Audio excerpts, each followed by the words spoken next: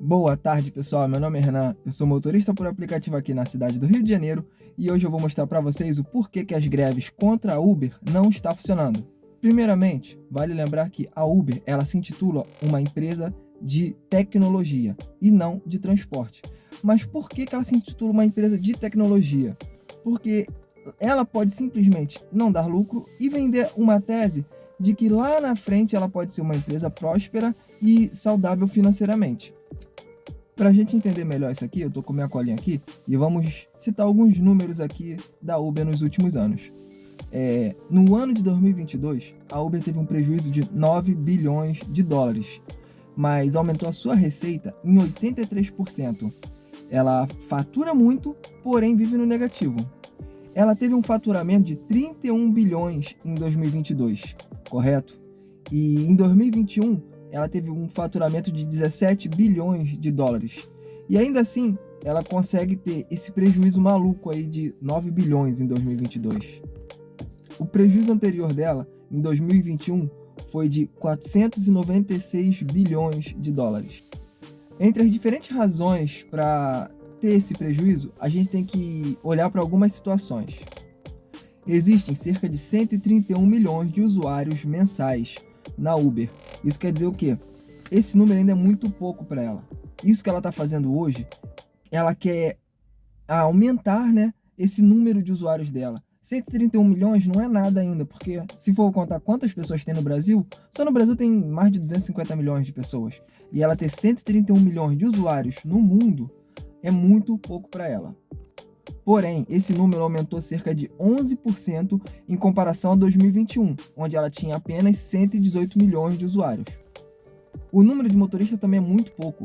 São cerca de 5,4 milhões de motoristas em todo o planeta. São só 5 milhões de motoristas. Sendo que assim, eu me arrisco a dizer que no Brasil são mais de 1 milhão de motoristas. Ou seja, se a gente quiser, a gente consegue fazer sim a diferença. Eu até achava que esses números eram para ser maiores. Eu fui fazer a pesquisa e realmente são só 131 milhões de usuários mensais no mundo da Uber. O que ela vai querer com isso? Ela quer aumentar esse número de qualquer jeito, porque ela não precisa ter lucro para poder ser uma empresa chamativa, ser uma empresa que vai chamar muitos investidores para ela. Ela simplesmente precisa ter uma base sólida de usuários. Ela precisa confirmar a tese de que, olha só, você investindo em mim, eu tenho milhões e milhões de usuários que eu posso simplesmente mostrar sua marca, que eu posso simplesmente te dar lucro, né, com os investidores da bolsa. É assim que ela funciona. Ela não quer saber de dinheiro agora. Ela simplesmente fez 2,1 bilhões de corridas no ano de 2022. 2,1 bilhões. Cara, isso é muita corrida, isso é muita corrida. E agora em 2023 ela consegue estar otimista para superar esse número. E como funciona o modelo da Uber? Ela simplesmente entra no mercado com preços baixíssimos e muita vantagem para o motorista. Ela acaba com concorrência, com táxi, né? Ela não deixa muita brecha para outros aplicativos entrarem. Ela acaba com a concorrência, certo? E depois disso, ela ajusta o valor dela, né? Igualzinho a Netflix fez, por exemplo. A Netflix ela entrou com uma tarifa muito baixa, oferecendo um serviço muito bom. E agora ela começa a subir o valor, começa a tirar aquelas, né, você não pode mais compartilhar senha. Isso porque ela já absorveu o número que ela queria de clientes. Ela tem os clientes fiéis dela. E agora ela sobe o preço e tira aquela situação de você ficar trocando senha, para ela poder faturar. Então, quando essas empresas conseguem isso, elas simplesmente reajustam o valor da corrida para ela receber uma taxa maior, para o passageiro pagar um pouco mais, o motorista ganha menos, né, com as suas corridas, e a gente fica nessa pindaíba que a gente está hoje. O nome disso, isso tem um nome no mercado. O nome dessa técnica é Winner Takes All, né? Quando você fala de referência em tecnologia, você pensa logo em quê? Numa Amazon da vida, porque só tem ela. Se você for falar numa empresa de tecnologia de entretenimento, temos a própria Netflix. Não só tem ela, mas quando ela começou, era só ela oferecendo aquele serviço. E a mesma coisa a Uber.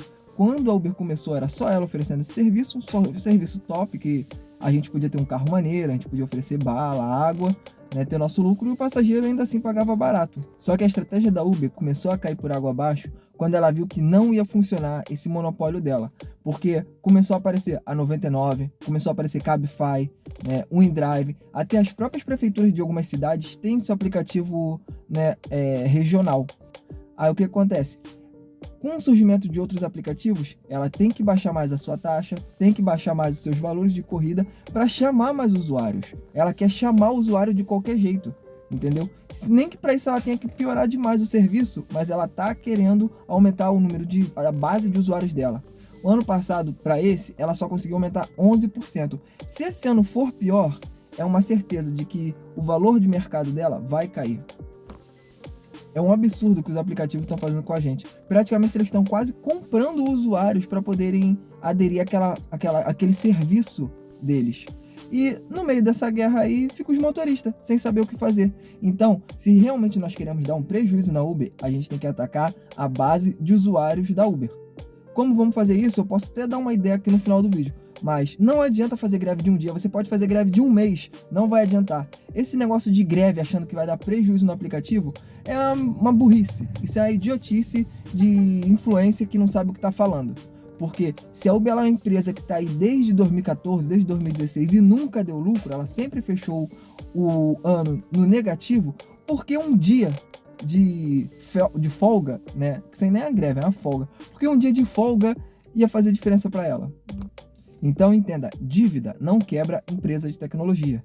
Ela só precisa ter uma base de cliente e ter uma tese que no futuro ela vai dar lucro. Ela simplesmente pode chegar no banco e pedir um empréstimo, entendeu? Então, o jeito da gente conseguir alguma mudança é atacando a base de clientes da Uber. Qual a minha ideia, minha opinião sobre isso? E não vai servir para todo mundo. Simplesmente, nós tínhamos que fazer um boicote contra esse aplicativo, né? Uma coisa bem organizada, com bastante informação, informar, a gente bota aqui atrás do encosto de cabeça para os passageiros lerem. A partir do dia, hoje é dia 26, a partir do dia 26 do outro mês, nós só vamos estar trabalhando pelos aplicativos 99, InDriver ou aplicativo da sua cidade, excluindo o aplicativo da Uber, informando os passageiros para eles não ficarem, né, na mão, que eles vão poder baixar esse aplicativo quem não tem ou pedir corrida por esses aplicativos. Qual o problema dessa teoria? Tem o pessoal que roda no Black, aqui no Rio de Janeiro, São Paulo, tem o pessoal do Black, tem um carro caro, um custo mais caro, e não é viável para esse pessoal fazer corridas, né, do Comfort 99, então corridas no InDrive não é viável para eles.